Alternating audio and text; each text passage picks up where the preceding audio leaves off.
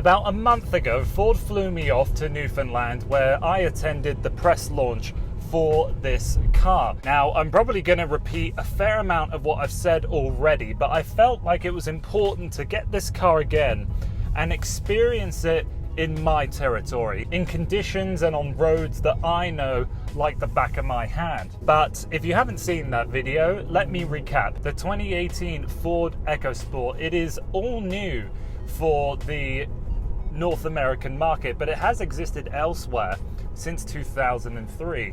So it took Ford some time to get their baby SUV out to the masses here on this side of the world. I'm not sure what took them so long to do so, as everyone has seen the popularity of these vehicles for some time.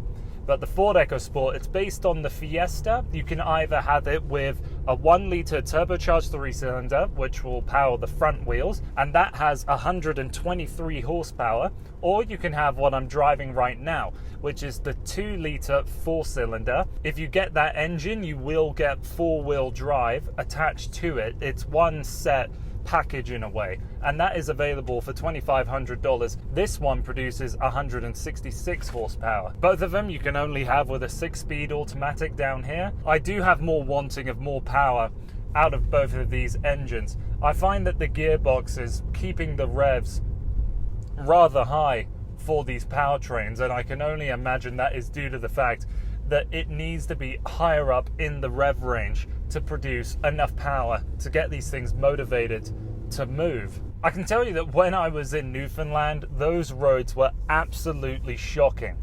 There was maybe 100 meters where we went without a pothole or some kind of substantial crack in the concrete.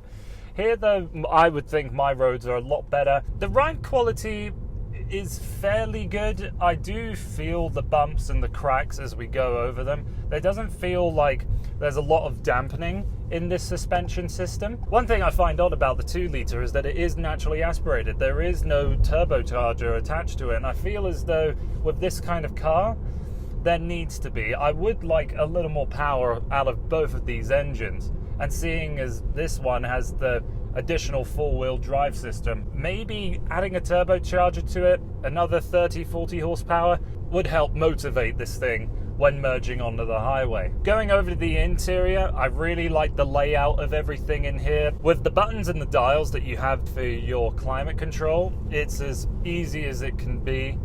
The touch screen here, you have a few different sizes available that come with either Sync or Sync 3. Here we've got the top line 7-inch screen. We've seen them in God knows how many Ford products, but it works brilliantly. Apple CarPlay, Android Auto, that's available. We are in the titanium. It isn't the top trim. The top trim is the SES, and the way that you can notice one of those is they'll have the blacked out grills and the smoky headlights. That one in Canada will have the 4-wheel drive and the 2-litre fixed in it, but for every other trim, the S, the SE, and the titanium, you will get them either with that 1-litre engine with the front-wheel drive, as I said, or you pay that additional upcharge to get the 2-litre and the 4-wheel drive. I'm not finding that these seats have enough leg support. I can't find my happy driving position.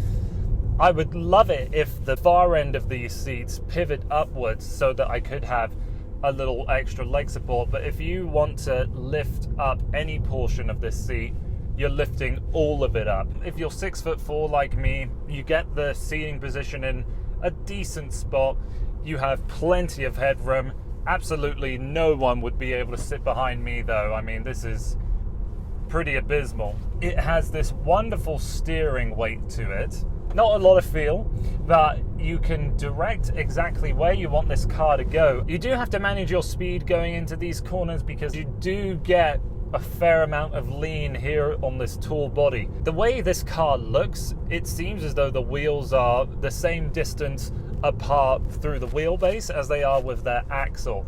So maybe that's why it contributes to being such a whaleful kind of car. The funky side opening boot lid is here in full force as well. I kind of like it because it's unique, but I totally understand the argument of why it can be a nuisance. Backing into a tight parking spot, that's going to be an issue for you. Is there anything new that I'm realizing after living with this car for a week rather than the few days that I had in Newfoundland? Well, I'll tell you that although the 2 litre is noticeably noisier than the 1 litre, it hasn't driven me mad like I originally expected it would. Going down the highway, you are getting a fair amount of wind noise all around this wing mirror. When you have the 10-speaker Bang & Olufsen Play sound system going down the highway at mid-volume, that's very good at drowning out a lot of that unpleasant noise. But I wouldn't say it's intolerable.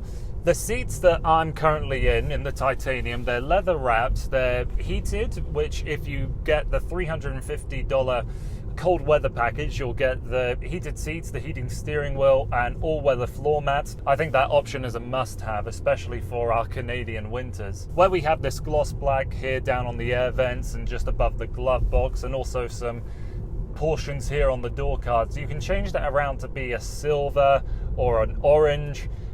I would like to see the orange here in this example, especially as that's what the exterior color is. It would just add a little vibrancy into this space. So where do I stand with the Ecosport? The interior is okay by design, but not so great in its hard plastic materials that surround pretty much every surface. It might not be the most athletic car in its class, but I feel like there's a lot to offer with this Ecosport. So if you are shopping in the subcompact crossover space, I do recommend you consider the Ford Ecosport.